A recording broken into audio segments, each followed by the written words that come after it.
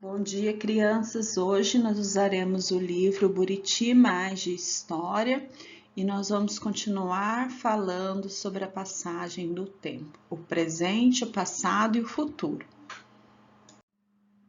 Então, aqui nas páginas 26 e 27, nós vamos fazer apenas uma leitura para algumas curiosidades que nós possamos ter de como as pessoas faziam para medir a passagem do tempo.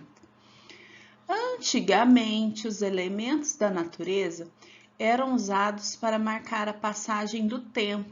Os relógios que conhecemos hoje surgiram com base na observação do movimento do Sol e de outras estrelas. Relógio de Sol. Há mais de 2.000 anos que ele já existia. Foi o primeiro relógio da humanidade. Um ponteiro projetava a sombra do Sol em algumas marcações.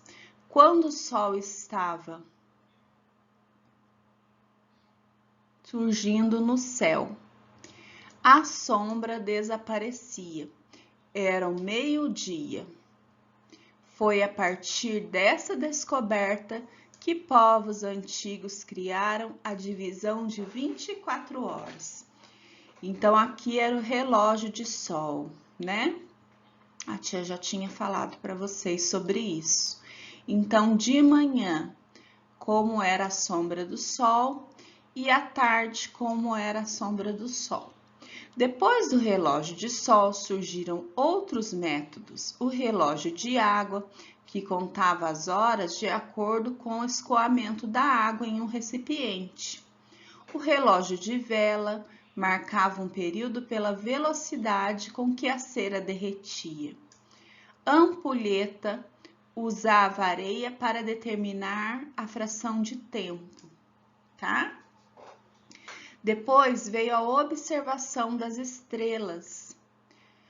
Indígenas Tupi-Guarani. Alguns povos indígenas, como os Tupi-Guaranis, utilizavam a posição do Cruzeiro do Sul, que eram um grupo de estrelas no céu, tá? Para contar as horas durante a noite.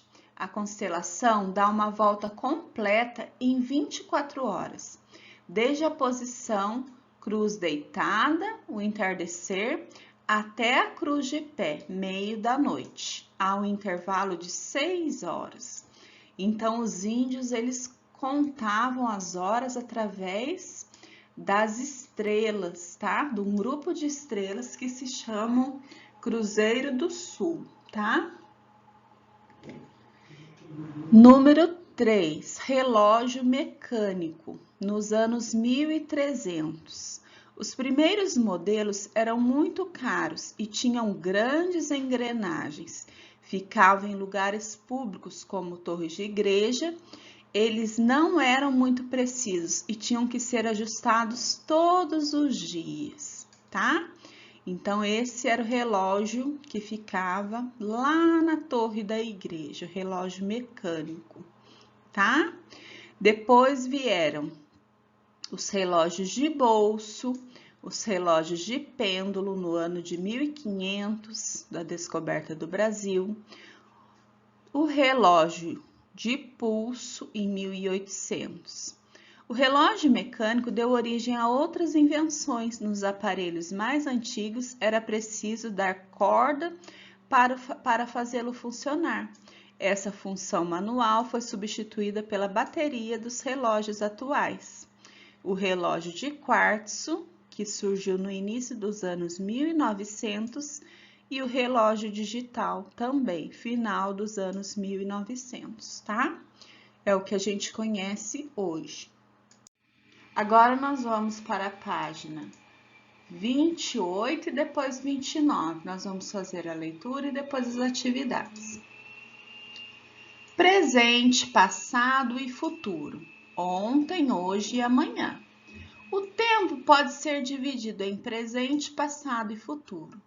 Passado é o que já aconteceu. Pode ser um passado próximo, como o dia de ontem, distante, como o dia em que você nasceu, ou mais distante ainda, em que seu avô nasceu.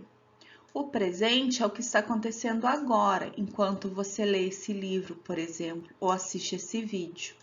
E o futuro é o que ainda vai acontecer, é o amanhã, o mês que vem, o ano que vem e assim por diante.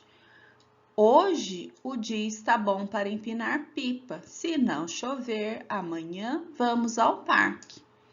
Ontem choveu, tivemos de brincar dentro de casa. Leia esses balões e escreva se cada situação corresponde ao presente, ao passado ou ao futuro. Estou guardando meus brinquedos. Amanhã será aniversário do meu irmãozinho.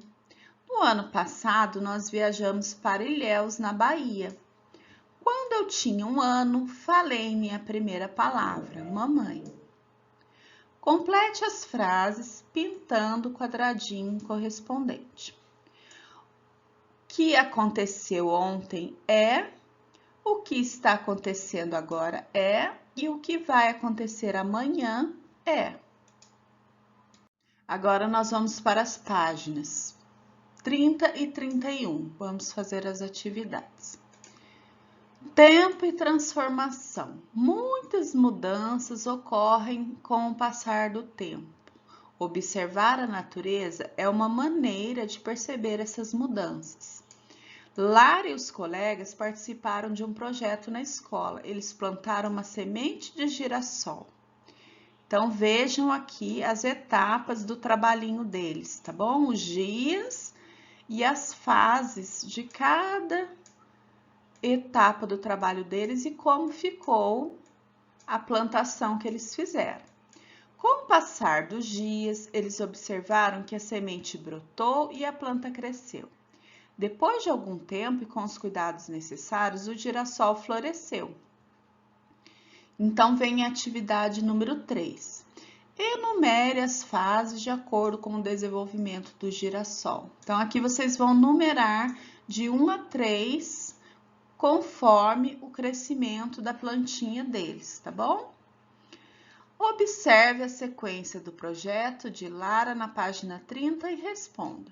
O que aconteceu com a semente de girassol entre a primeira fase e a segunda fase? Quanto tempo se passou? Então, é só olhar aqui, ó, primeira fase e segunda fase, o que aconteceu e quanto tempo se passou.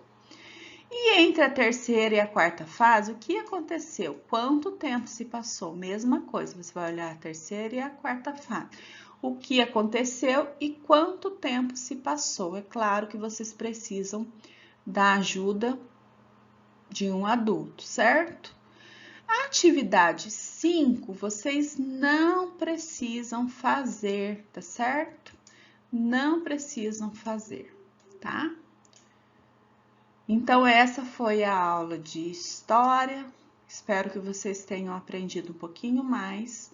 Um bom dia e um bom estudo a todos.